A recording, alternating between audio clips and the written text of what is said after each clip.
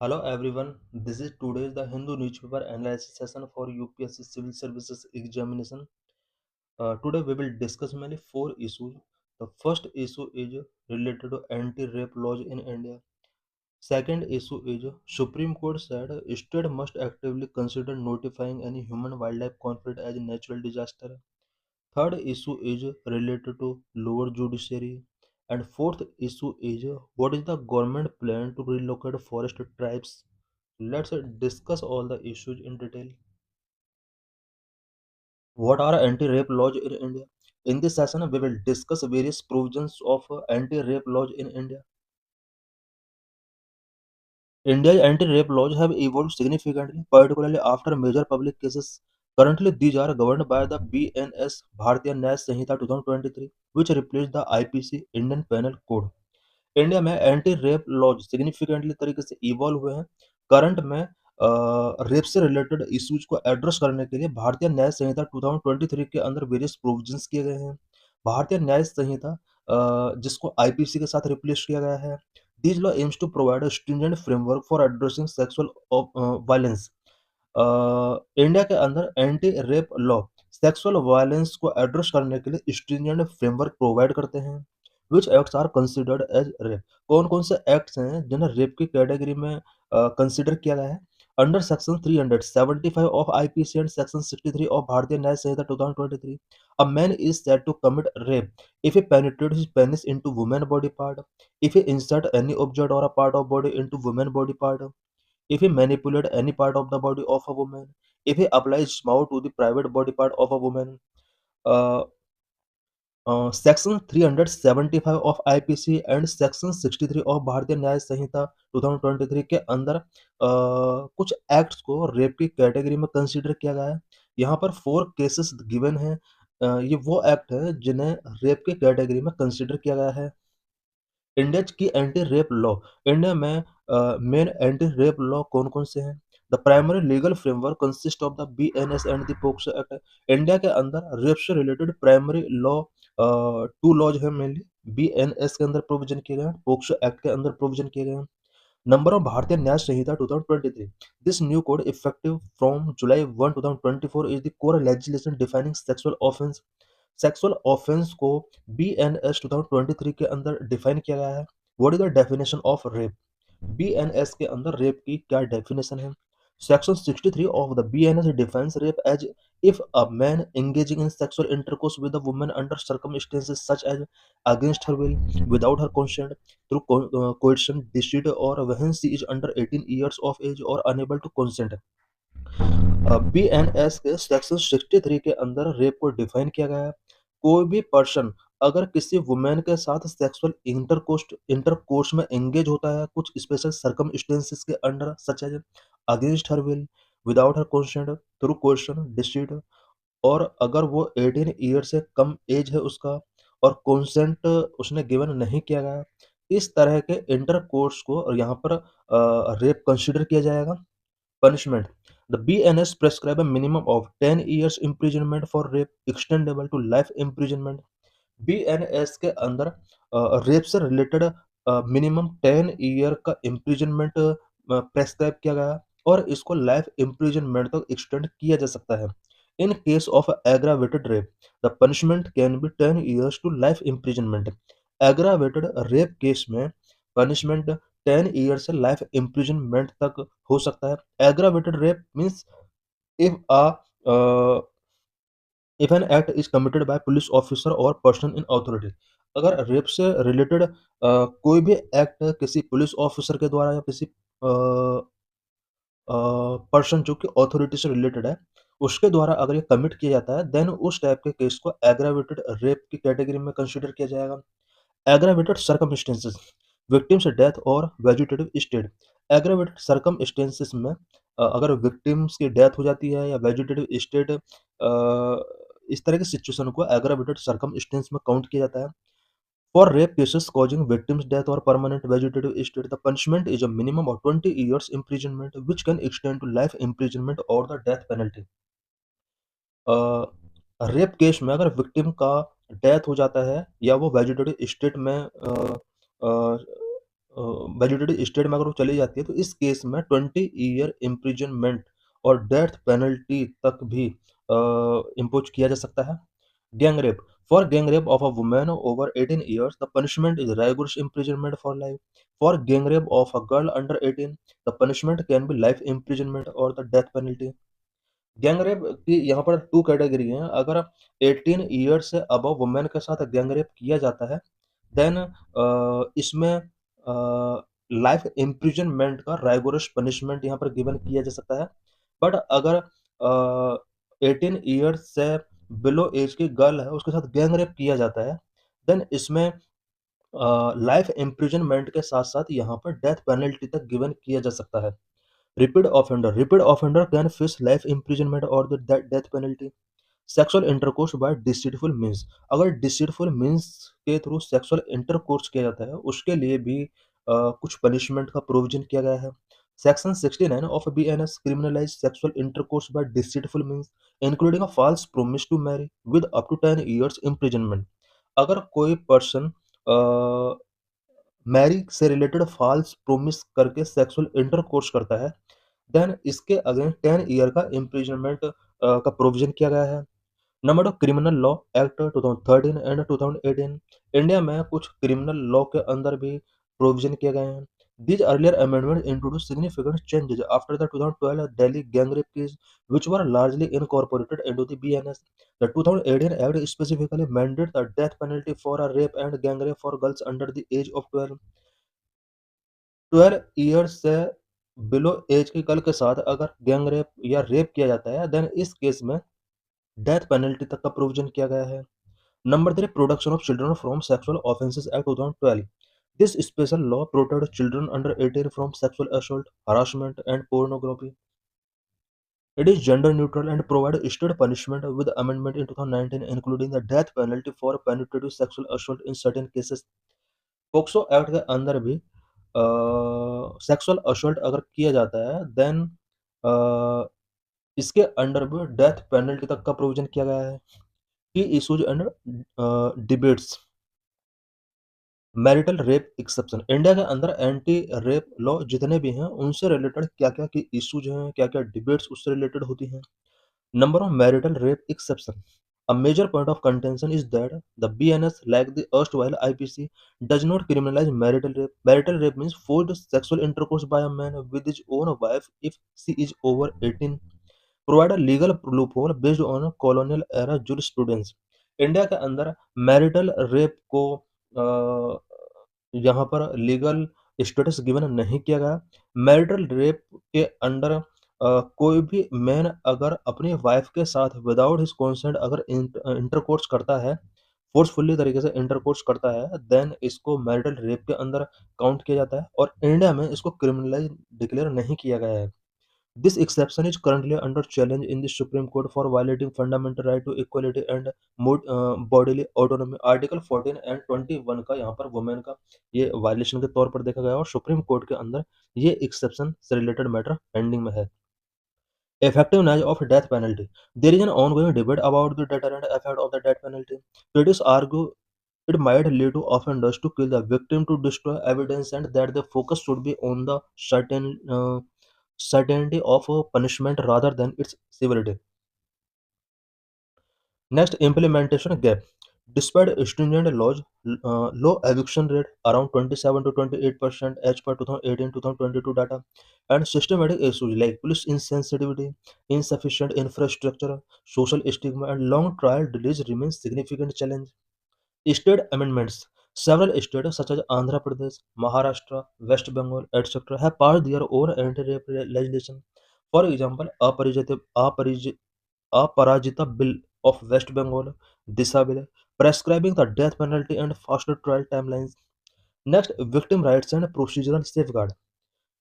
Laws provide for essential rights, including the right to zero FIR. Zero FIR means filing a complaint at any police station, free medical treatment, a ban on the two-finger test, and in-camera trial to protect the victim's identity।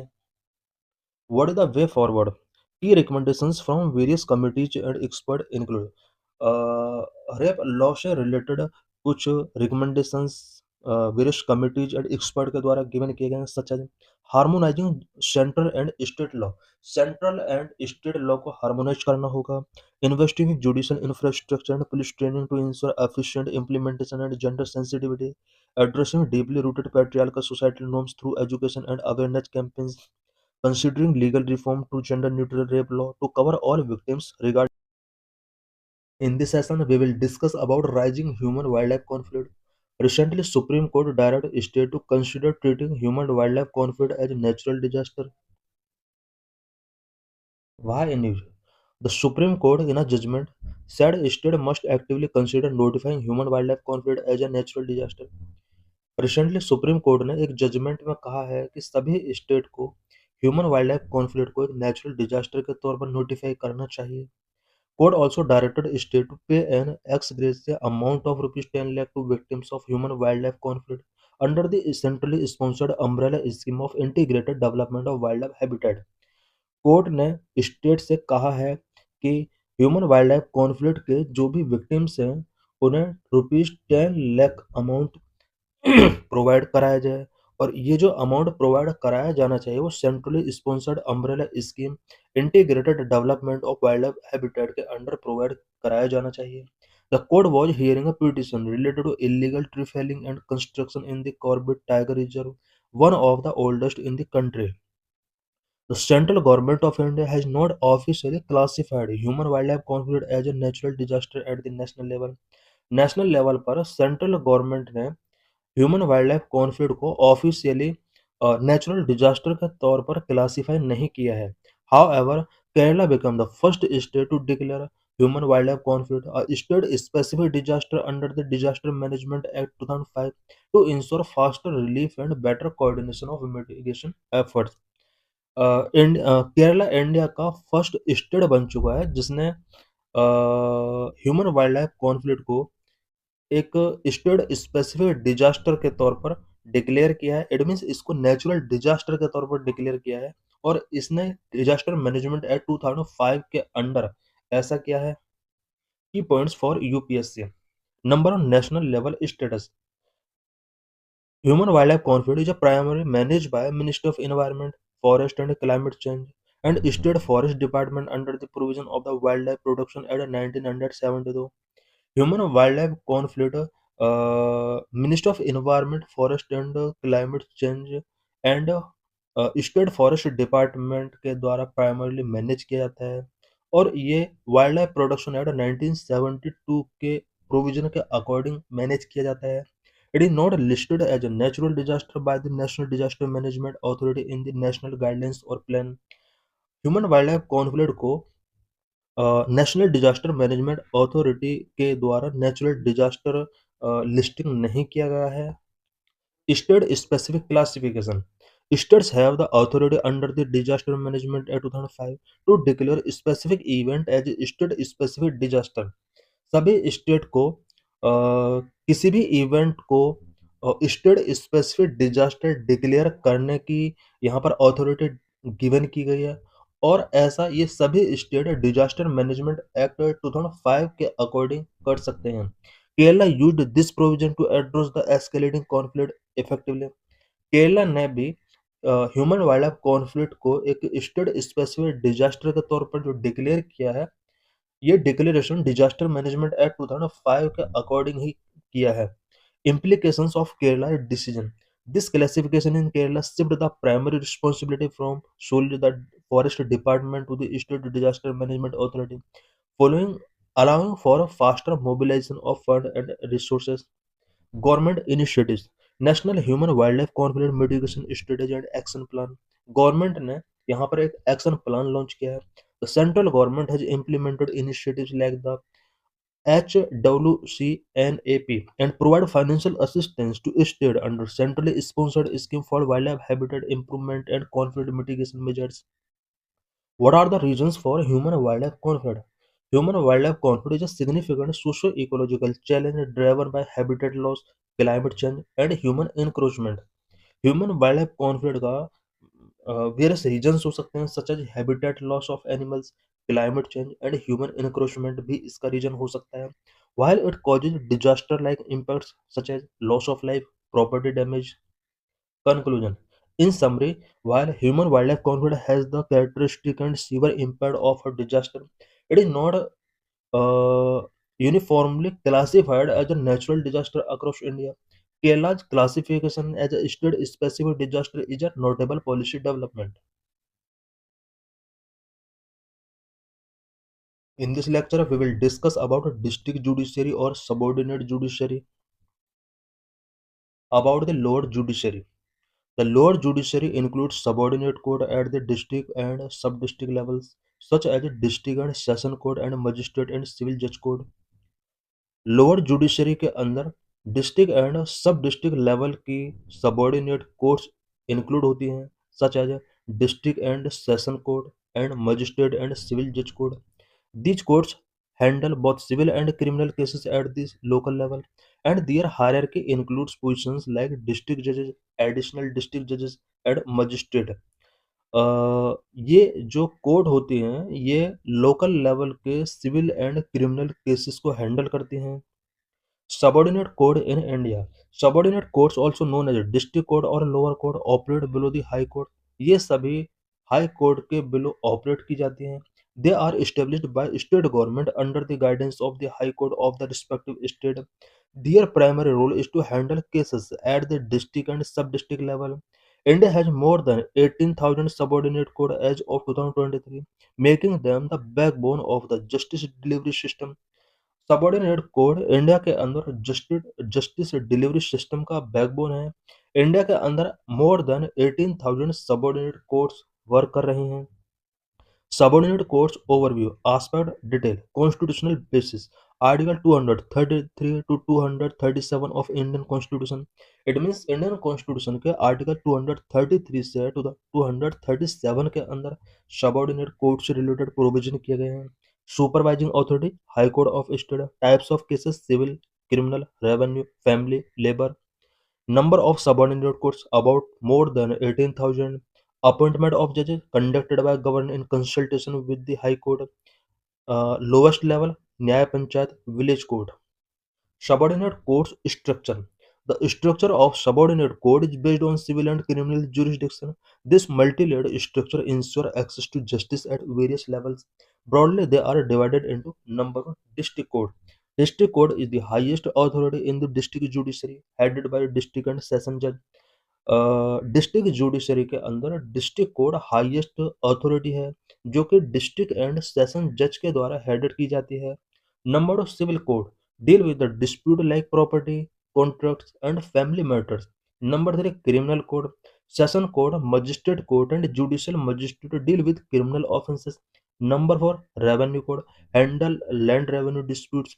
Number five, special code. Established under special law like Family Code Act, Consumer Protection Act, etc. India के अंदर special court कुछ special law के under establish की गई हैं such as family court act, consumer protection act etcetera.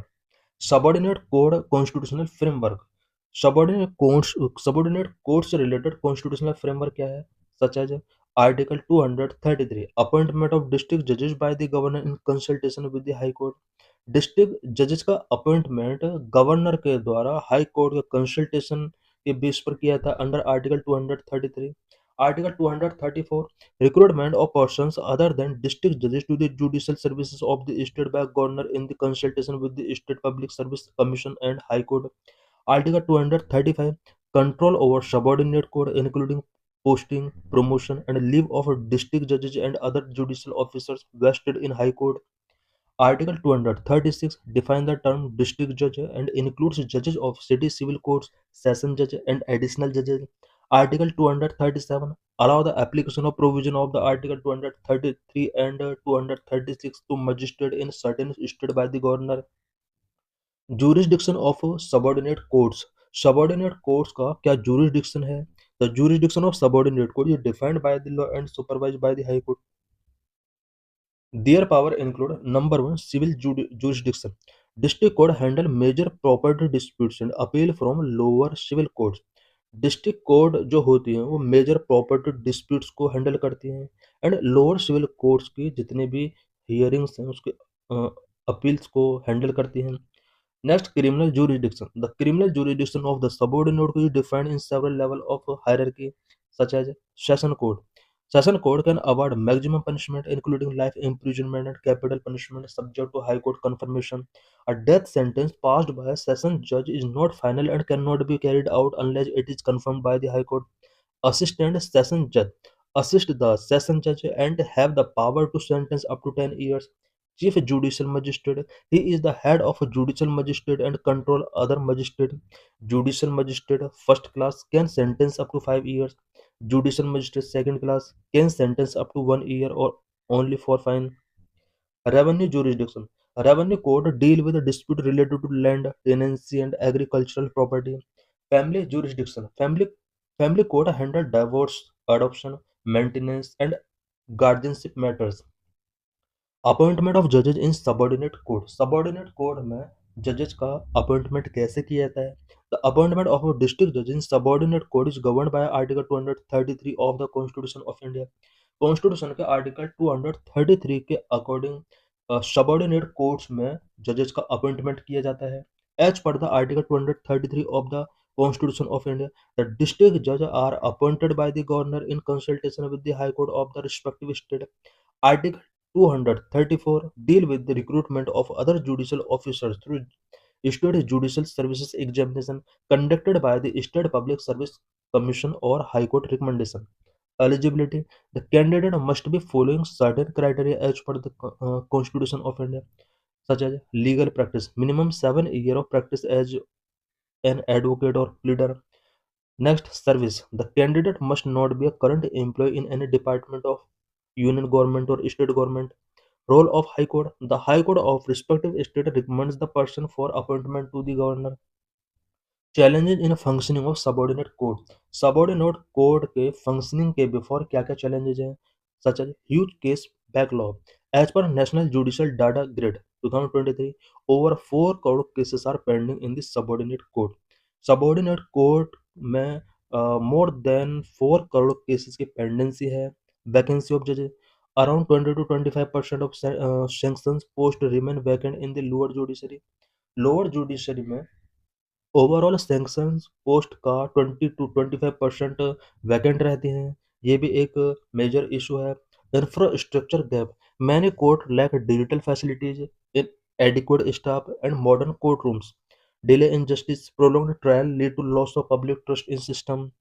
Accessibility issues: rural citizens often face difficulties in reaching courts due to distance and cost. What is the government plan to relocate forest tribes? In this lecture, we will discuss about forest tribe rights and relocation.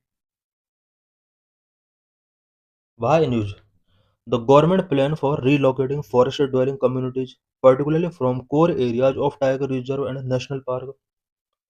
Government of India forest dwelling communities को कुछ की area such as tiger reserve and national park से relocate करने का plan कर रही है। It is a voluntary process govern primarily by the forest right act 2006 and the wildlife protection act 2007 1972। Relocation जो किया जाता है फॉरेस्ट ड्वेलिंग कम्युनिटीज का वो forest right act 2006 and wildlife protection act 1972 के अकॉर्डिंग किया जाता है और ये फुली वॉलंटरी प्रोसेस होता है। The main objective behind this is to balance wildlife conservation needs with the rights and livelihood for forest dwelling communities, rectifying historical injustices. Legal and a policy framework. Number one, voluntary relocation. The Ministry of Tribal Affairs emphasized that relocation must be last resort and strictly voluntary, requiring the free, prior, and informed consent of Gram Sabha. Ministry of tribal affairs ने emphasise किया है कि relocation जो होना चाहिए वो last resort के तौर पर किया जाना चाहिए एंड ये स्ट्रिक्टली वॉलंटरी होता है एंड रिलोकेशन करने से पहले ग्राम सभा का कंसेंट इसमें टेकिंग किया जाता है। Number of forest right act 2006 this landmark legislation required the recognition and verification of all individual and community forest right before any relocation can occur. It provides for a detailed procedure for settling these rights. Number three, Wildlife Protection Act 1972. This act provided the legal basis for declaring protected areas like national park and tiger reserve across areas for a breeding tiger population. It mandated that human settlement in these areas must be relocated, but in compliance with the FRA. Wild protection act 1972, इस एक्ट के अंदर भी कुछ protected area such as national park and tiger reserve को tiger breeding के लिए यहाँ पर रिजर्व करके रखा गया है और यहाँ पर फॉरेस्ट ड्वेलिंग कम्युनिटीज का रिलोकेशन किया जा सकता है। Number four, rehabilitation and resettlement. The law ensured that displaced communities receive a comprehensive rehabilitation package, which includes options like financial compensation and resettlement package. Settled communities को financial compensation given किया जाता है, such as 15 lakh per family under NTCA package और a resettlement package, land, housing and basic amenities इन्हें provide कराई जाती हैं। Number five, national policy framework. A proposed national framework for community-centered conservation and relocation by the Environment and Tribal Affairs Ministry aims to standardize procedure, ensure accountability, and involve Gram Sabha members in park management committees for sustainable coexistence. Implementation and challenges. Relocation से related जो भी planning है government का, उसके before क्या क्या challenges हैं। Number, role of gram सभा। The Gram Sabha is the primary authority to initiate the process for determining the nature and extent of rights and to provide consent for relocation. Number of grievance redressal. States should establish grievance redressal mechanism to address complaints related to the forced evictions or compensation disputes. अगर forcefully eviction कराया जाता है forest dwellers का, then state की responsibility है कि उन्हें एक ग्रीवेंस रिड्रेसल मैकेनिज्म इस्टेब्लिश करना होगा। The SC/ST prevention of atrocities act also applies in cases of coercion. Number three, issues. Implementation phase challenges such as non-compliance with FRA, allegation of pressure tactics for forest department to force consent, inadequate compensation package not aligning with the land acquisition act 2013, and post relocation livelihood crisis। ये कुछ implementation के before challenges होते हैं। Number four, recent development. Amendment like the Forest Conservation Rule 2022 have raised various concerns among civil society groups about weakening the Gram Sabha's consent power for forest land diversion for development project। Conclusion. In essence, this plan is a right-based, albeit complex and often contested framework that legally mandate community consent and robust rehabilitation while aiming for inclusive conservation. Thanks for watching this video.